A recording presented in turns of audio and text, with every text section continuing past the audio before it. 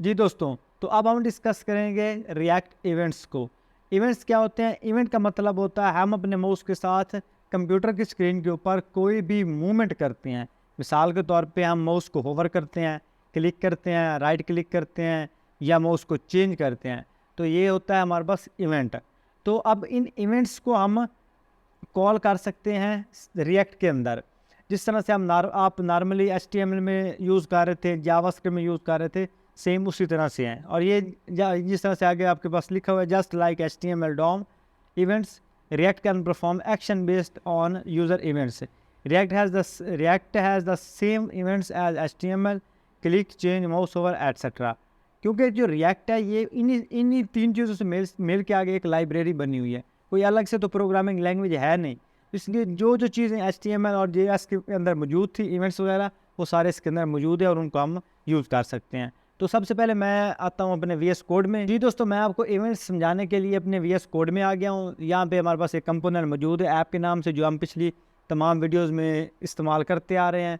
तो अब अपने इवेंट्स को लगाने के लिए मैं सबसे पहले यहाँ पे एक कंपोनेंट लगाऊंगा, तो उसको मैं नाम दूंगा फंक्शन, और उसको मैं नाम दे देता हूँ फुटबॉल। आप कोई और देना चाहो तो आप और भी दे सकते हो। और यहाँ पे अब इसके अंदर मैं लगा देता हूँ जस्ट अलर्ट, एक दफ़ा लगा देता हूँ अलर्ट। और यहाँ पे मैं लगाता हूँ बटन, या आप कोई भी लगाना चाहो वो भी आप लगा सकते हो, बटन लगाना चाहो बटन भी लगा सकते हो। तो बटन मेरे लिए आई थिंक ज़्यादा सूटेबल है, बटन लगाता हूँ और उसके ऊपर लिख देता हूँ क्लिक मी, और इसके ऊपर इवेंट लगाते हैं। इवेंट हमारे पास क्या है? On click. तो इसमें आप कैमल केस इस्तेमाल करते हो। मिसाल इसका मतलब ये एक वर्ड आपका स्टार्ट होता है स्मॉल से, जो सेकंड वर्ड होता है उसका फर्स्ट लेटर आपने कैपिटल लिखना होता है। तो मैं इसमें लिखता हूँ ऑन क्लिक। अब ये देखिए कितने आपके पास नीचे कंपोनेंट्स आ रहे हैं और इवेंट्स आ रहे हैं ऑन क्लिक। अब ऑन क्लिक के अंदर आपने ये वाला फंक्शन पास कर देना फुटबॉल, जो आपके पास ये कंपोनेंट है, या इसको आप एज अ फंक्शन रीड करना चाहो एज अ फंक्शन भी रीड कर सकते हो। तो मैं इसको एज अ फंक्शन लिखूँगा फुटबॉल, क्योंकि इसमें अगर हम रिटर्न लगाएंगे तो ये हमारे पास एक कंपोनेंट बन जाएगा।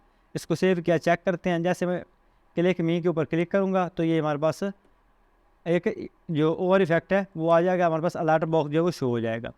अब ये हमारे पास इवेंट बन गया। अब इसके अंदर आप और को लगाना, जो मिसाल के तौर पे ऑन माउस होवर में कर देता हूँ, ऑन माउस बल्कि ऑन माउस लीव एक दफ़ा कर देते हैं। जैसे माउस हम लीव करेंगे साथ ही है। अब इसके ऊपर माउस किया, कोई मसला नहीं, जैसे लीव करेंगे तो हमारे पास ये अलर्ट आ जाएगा।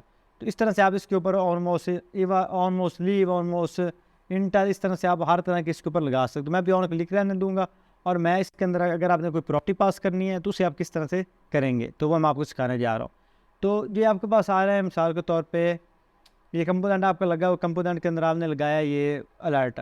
अब चाहे आप यहाँ पे इसको कोई एट्रीब्यूट दे के इसके अंदर कॉल कर लो, या फिर आप यहाँ से अलग से कर लो। तो मैं एक दफ़ा के लिए यहाँ से अलग से एक दफ़ा करता हूँ। तो यहाँ पे आया और यहाँ पे मैं एक और कांस्टेंट लेता हूँ, उसको नाम दे देता हूँ मैं शूट। और शूट को हम इक्वल करते हैं, इसके अंदर एक ए पैरामीटर पास करते हैं, ये वाला ए। और यहाँ पे अब इसके अंदर मैं लगाता हूँ अलर्ट, और अलर्ट के अंदर मैं टेक्स्ट लिख देता हूँ ए।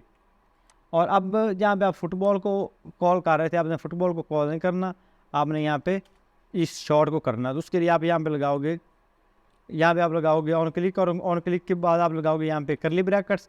करली ब्रैकेट्स लगाने के बाद आप यहाँ पे एक फंक्शन लगाओगे।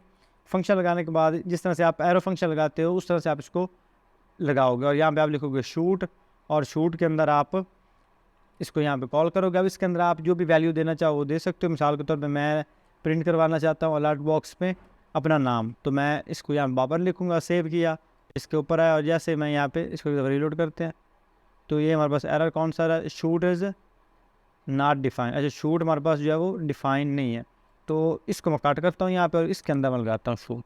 सेव करते हैं और यहाँ पे चेक करते हैं। अब जैसे मैं इसके ऊपर क्लिक करूँगा तो ये हमारे पास बाबर आ गया। अब इसके अंदर इसलिए नहीं आ रहा क्योंकि ये हमारे पास अलग से कंपोनेंट है।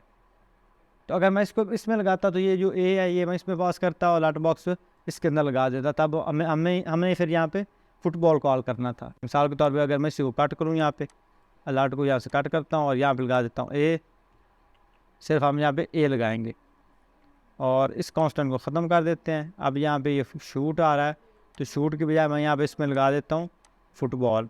तो यहाँ पे मैं फुटबॉल, और फुटबॉल के अंदर मैं पास कर देता हूँ बाबर। अब इसको सेव किया और इस पर अब चेक करेंगे। जैसे इसको मैं क्लिक करूँगा ये आपके पास बाबर आ गया। तो इस तरह से आपको ये भी पता चल गया कि आपने किस तरह से रिएक्ट के अंदर आपने इवेंट्स लगाने हैं। आई होप आपको समझ आ गई होगी। अब इसमें आप जितने मर्जी इवेंट चेंज करना चाहो, जहाँ पे ऑन क्लिक लिखा है वहाँ पे आप अपनी मर्ज़ी का कोई भी इवेंट लगा सकते हो। अगर आपको कोई भी इसके हवाले से क्वेश्चन हो तो आप मुझे कमेंट सेक्शन में पूछ सकते हो। और अगर आपको इस वीडियो की समझ आई है तो आप इसके लिए लाइक करें। अगर आपको वीडियो समझ नहीं आई या पसंद नहीं आई तो आप उसके लिए डिसलाइक कर सकते हैं। तो अब हम अपने नेक्स्ट टॉपिक की तरफ मूव करते हैं।